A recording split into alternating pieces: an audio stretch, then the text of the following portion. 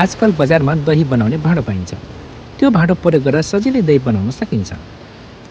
यदि त्यसको प्रयोग नगरिकनै दही बनाउने हो भने तल दिएअनुसार गर्न सकिन्छ। एउटा बाक्लो पिक भएको भाँडोमा 2 लिटर दुध उमाल्नुहोस्। पहिलो पटकमा दुध उमाल्ने समय रेकर्ड गर्नुहोस्। सधैँ उही भाँडो र चुलोको सेटिङ प्रयोग गर्नुहोस्। अर्को पटकदेखि टाइमर लगाउनुहोस्, नउमुन्जेल हेरिरहन पर्दैन।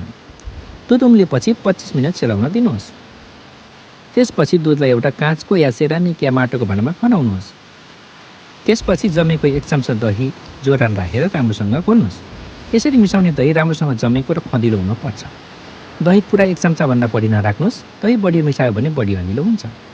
त्यसपछि यसलाई बिर्को वा सफा कपडाले हल्का रूपमा ढाकेर कुनै न्यानो र बन्द ठाउँमा जस्तो कि माइक्रोभित्र नचलाइकन 4 घण्टासम्म राख्नुहोस्।